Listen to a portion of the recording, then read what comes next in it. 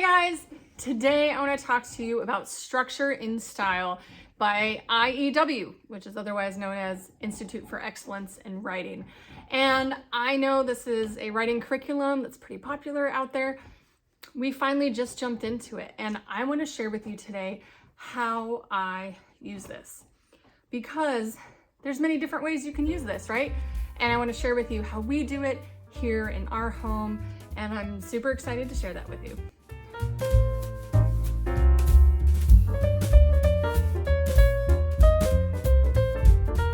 All right, friends, here is a little bit of housekeeping before we get into the good stuff.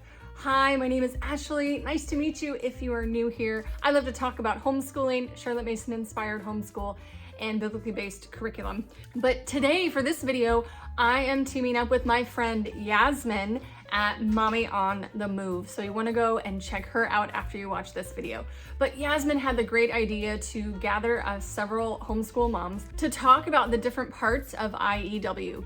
So Structure and Style is just one of those parts. There are several other components of the writing program. There's a big old infographic on their IEW website that you can go look at, because there's different paths that you can take.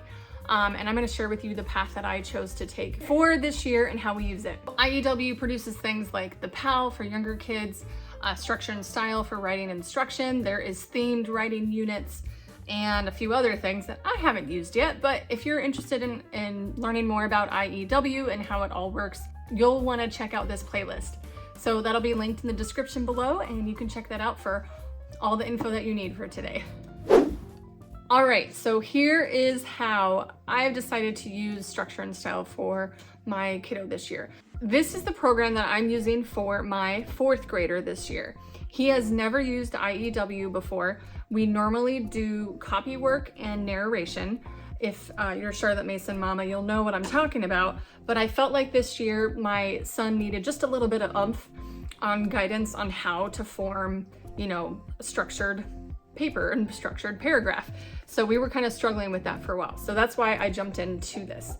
The thing I did notice was they recommended that you start with level A, year 1.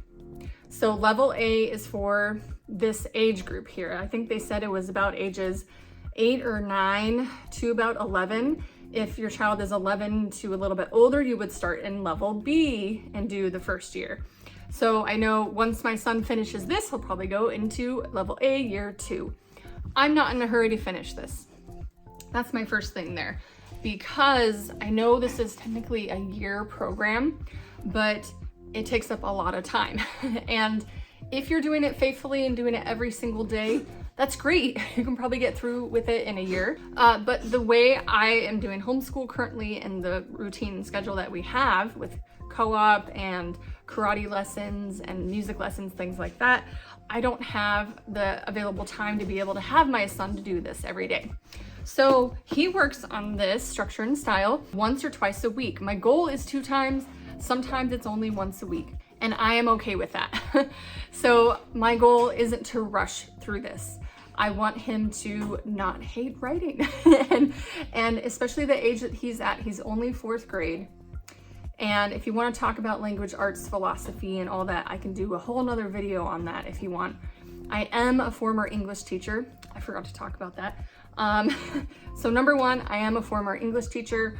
I learned more about secondary English. So like when it comes to teaching the high school level-ish of language arts, I can do, but I never learned how to teach writing for like the preliminary ages. So this is where this comes in, and why I chose, another reason why I chose this. So another reason why I'm not in a hurry, let me get back to that. Sorry, come back with me now. So another reason why I'm not in a hurry is my son is only 9 in the 4th grade. He will be 10 later this year, coming in December, but I'm not in a rush to have him to be able to write a 3-page essay at this age. So when it comes to writing, I'm not in a hurry for my kids to be able to write essays, like I said, when they're in the elementary age. I feel like that's a skill that can be built when they get older. I can talk about how I use IEW with my almost 12-year-old. She's doing it a little bit differently because she's 12. So there's a difference between 9 and 10 and 12. There's a huge difference there, especially between boys and girls as well. So one of my recommendations, if you need one, is to look at your individual child. What are their needs in language arts? What are their current strengths? And what are maybe some of their weaknesses? And that's another reason why I chose this, is I saw the weakness in my son. He doesn't love writing. I tried writing prompts, like the very simple, just, hey, write me about what your favorite holiday is. Or write a few sentences about your favorite toy. Or write a few sentences about what we did for summer vacation. I tried that. And it was not good. It was a disaster. He just would not do it. He'd refuse, throw fits and everything. And I didn't know what else to do. I was at a loss and decided to just leave it. And so we stuck with copy work and oral narrations or dictated narrations for a long time. But in order to get him to just write something on the paper, my son is a child who likes, hey, tell me what to do in step 1. Okay, tell me what to do in step 2. Great, tell me what to do in step 3. He wants it laid out like a little roadmap for him. And that is exactly what IEW is. It's a little laid out roadmap, which is backing up a little more to my language arts philosophy. I never wanted to use IEW. I looked at it and I was like, wow, that is way too structured. That has nothing to do with Charlotte Mason and how she would want us to do things. I felt like it wasn't matching the direction we were going with using narration and Charlotte Mason philosophy with our language arts. But this child is not very strong in writing. It is one of his least favorite things to do. So he's stronger in other areas of education, and this is one of his weakest. And I needed to pull in some big guns. There we go. So the way we use this, is my son is using the streaming videos. And even though I'm an English teacher, I didn't want to have to sit down and teach it myself, because it was one less thing to have on my plate, because there are other things that I teach. We do a lot of other things throughout the day. And it was nice to be able to have this as something that he does on his own time, individually, and with not much help from me. So I got the streaming lessons for this, and I am so glad I did. My son, he doesn't complain ever. When I say, hey, it's time to do your structure and style, he will grab his laptop, sit down on the couch, open up the lesson, and pop his headphones on and do the lesson. He never ever complains, which is huge for me. Maybe the first couple lessons, there was a little bit of like, do I have to do this, mommy? Do I have to do that? But once I said, yes, you have to do it. And once he figured out, oh, okay, I guess I have to. Let me back up with how structure and style works. So he watches the video, and there's 2 parts to each video, and he watches the first part. And during this first part, the teacher, Andrew Pudois, is teaching, like he's teaching to an actual class in his video. And he's actually fairly funny. I watch my son sometimes, and he sits and he laughs at the jokes that happen. And then he writes a keyword outline with the guidance of the class on the video and Andrew Pudois on the video as well. So I've seen him write his keyword outline for that first half. And that's where they read something. It's very close to narration. So it's very similar to what we do in narration, but just broken down into a structured style. It's very similar to narration. They read a source text, and then they pull out the key words from what they just read. They do it sentence by sentence, but I think it's a really good practice to help my son just get used to doing an outline and pulling out just the main points and not copying everything down. So that's the first half of the lesson. Then he sits down and he does that for 30 minutes or so, and then that's it. And then he closes the laptop and he goes on his merry way.